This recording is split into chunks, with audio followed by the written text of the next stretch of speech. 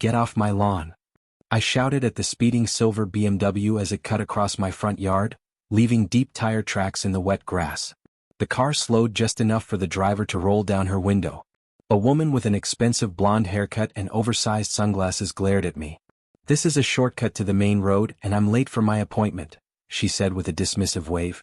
"Besides, the HOA rules say the first 5 feet of your yard is technically community property for utility access." Before I could respond, she sped away, spraying mud onto my freshly painted fence.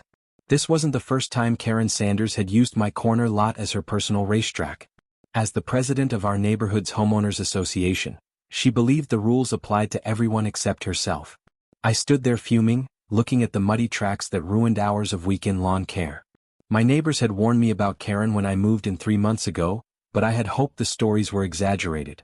They weren't. My name is Alex Mitchell. After 15 years of apartment living in the city, I had finally saved enough for a down payment on a small house in Oak Ridge Estates. It wasn't much, a modest 3-bedroom with a decent yard, but it was mine. I had spent every weekend since moving and fixing it up, especially the lawn. Growing up in a concrete jungle, having my own patch of green felt like a luxury. But Karen Sanders was determined to ruin it. The next morning I was getting ready for work when I heard the now familiar sound of tires tearing through grass. I rushed to my window just in time to see Karen's BMW cutting across my lawn again. This time she didn't even slow down. I grabbed my phone and took a video, then sat down to write a formal complaint to the HOA board. But halfway through I remembered a crucial detail: Karen was the board president. Any complaints would go directly to her. Previous neighbors had tried complaining about her behavior and ended up with frivolous violations on their houses. Later that evening my neighbor Tom stopped by while I was assessing the damage. "She got you again, huh?" he asked, shaking his head. "Twice in 2 days," I replied, pointing to the fresh tire tracks. "Is there anything I can do? The HOA seems useless if she's in charge." Tom leaned in closer. "Between you and me, we're trying to vote her out at the next meeting. She's been president for 5 years because nobody wants to deal with her. But we need evidence of her breaking the rules." I showed him the video I took that morning. "That's a start," he said. "But we need more. She'll just claim it was an emergency or make up some excuse." After Tom left, I sat on my porch thinking about my options. I could install a fence, but the HOA had strict rules about height and materials. I could place large decorative rocks along the edge of my property, but that might violate some obscure landscaping regulation. As I pondered, my phone buzzed with an email notification. It was from the HOA, specifically from Karen. I had received a violation notice for unkempt lawn appearance, with a picture of the tire tracks she had made herself.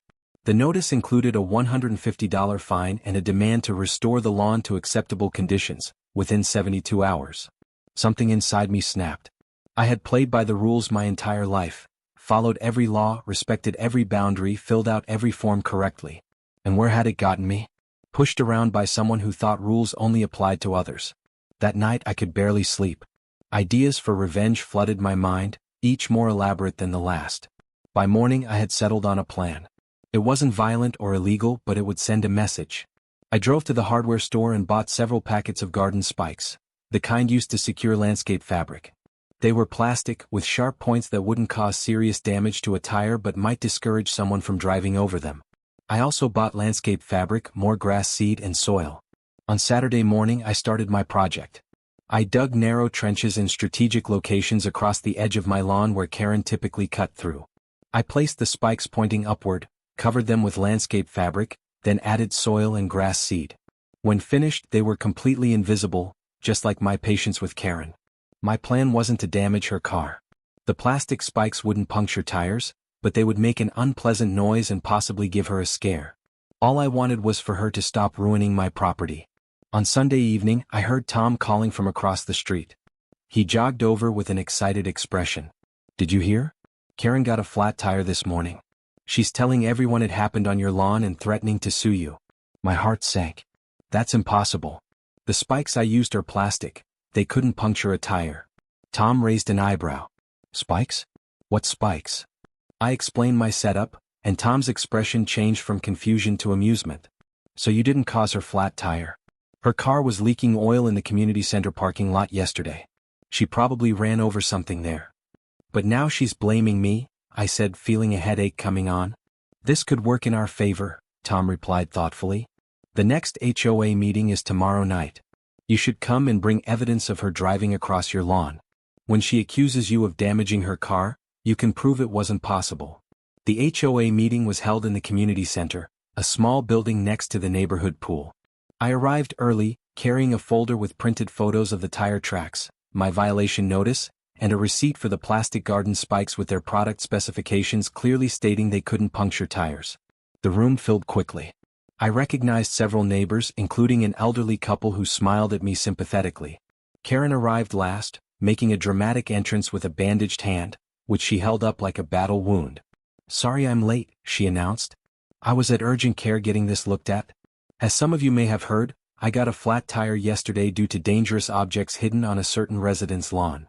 She glared directly at me. The meeting officially began with mundane topics: pool maintenance schedules, upcoming community events, approval for holiday decorations. Finally, Karen reached the open issues portion of the agenda. "Now, I'd like to address a serious safety concern," she began, once again holding up her bandaged hand. "Yesterday morning, I experienced a flat tire due to sharp objects deliberately placed on Alex Mitchell's lawn. When I got out to check my tire, I cut my hand on these objects. This is a deliberate and dangerous action that puts our community at risk." Several people turned to look at me. I felt my face growing hot, but I waited for my turn to speak. "Mr. Mitchell, do you have anything to say in your defense?" Karen asked with a smug expression. I stood up and handed copies of my evidence to the board members seated at the front table. "First, I'd like to address the issue of Karen repeatedly driving across my lawn," I said, showing the photos and video on my phone. "This has happened at least 12 times in the past month, causing damage that I've had to repair at my own expense." Murmurs spread through the room as people viewed the evidence. Furthermore, after damaging my lawn, Ms. Sanders sent me a violation notice with a $150 fine for the damage she caused herself. I passed around copies of the notice. Karen's face reddened. "That's beside the point. You planted dangerous objects on your lawn." "About that," I continued calmly. "Yes, I did place garden spikes under the soil on my own property. However, they're plastic landscaping spikes that couldn't possibly puncture a tire." I showed the receipt and product specifications. "They're designed to secure landscape fabric and wouldn't cause the damage Ms. Sanders is describing." One of the board members, a retired engineer named Mr. Davis, examined the product information. "He's right.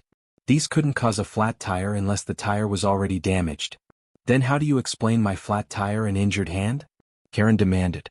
That's when Tom stood up. "I believe I can explain that. Several residents noticed your car leaking oil in the community center parking lot on Saturday afternoon. It's possible you ran over something there. As for your hand, there's no evidence that was caused by anything on Alex's property." Karen looked around the room, suddenly aware that she was losing control of the narrative. "This is absurd. I know what happened." Another neighbor, a woman I hadn't met before, raised her hand. "I actually have something to add. My security camera caught Miss Sanders driving across 3 different lawns last week, including mine. I've compiled the footage if the board would like to see it." The meeting erupted into chaos as more neighbors began sharing their own experiences with Karen's rule-breaking and selective enforcement. It seemed I wasn't the only one who had suffered under her reign. Mr. Davis called for order. "I think we've heard enough. According to our bylaws, board members can be removed for demonstrating a pattern of violating the very rules they're meant to enforce. I move that we hold an emergency election for a new board president." The motion was seconded, and a vote was held immediately. Karen was removed from her position by a nearly unanimous vote, with only Karen herself voting against it. As she stormed out of the meeting, Karen turned to me. "This isn't over. I'll make sure your little spike trick costs you your house." The threat hung in the air, but somehow I wasn't worried anymore. The community had my back. In the days that followed, several changes occurred in our neighborhood. Tom was elected as the interim HOA president. My violation notice was rescinded, and Karen received several of her own for the damage she had caused to multiple lawns. I removed the plastic spikes from my lawn and instead installed decorative boulders along the perimeter, with proper HOA approval of course. Karen still lived in the neighborhood, but she took a different route to work, one that didn't involve anyone's lawn. About a month later, I was mowing my grass when a police car pulled up in front of my house. My heart raced as an officer approached me. "Are you Alex Mitchell?" he asked. I nodded, trying to appear calm. We received a report that you've installed dangerous devices on your property with the intent to damage vehicles. That's not true, officer, I replied, explaining the situation with the plastic spikes, which I had already removed anyway. The officer looked skeptical until Tom appeared from across the street. Officer, I'm the HOA president. This matter was already addressed in our community. The devices in question were plastic garden markers that couldn't cause damage. We have documentation if you need to see it. After reviewing the evidence, the officer seemed satisfied. Looks like this was a misunderstanding. Or, he added with a knowing look, someone giving false information to the police, which is a serious offense. As the police car drove away, Tom shook his head. Karen's getting desperate. This was her last play. Will she ever stop? I asked. Actually, I heard she's listing her house for sale. Apparently, living in a community where she's not in charge doesn't appeal to her. Sure enough, a for sale sign appeared in front of Karen's house the following week. The neighborhood held a not-so-subtle celebration at the community center, complete with a cake that read, New Beginnings. 6 months later, Oak Ridge Estates was transformed. Under Tom's leadership, the HOA focused on building community rather than enforcing trivial rules. We started a neighborhood garden, hosted monthly cookouts, and created a system where residents could appeal violations if they needed more time or assistance. Karen's house sold to a lovely family with 2 young children. The parents were initially worried about strict HOA rules, having had bad experiences before. I assured them things were different now. As for my lawn, it never looked better. Without tire tracks cutting through it every other day, the grass grew lush and green. I even won Lawn of the Month in the summer, an honor that, according to the old-timers, had never gone to a newcomer before. Sometimes I think about those plastic spikes and how something so small led to such significant change. I didn't set out to transform our neighborhood or drive away the HOA president. I just wanted to protect my small piece of earth.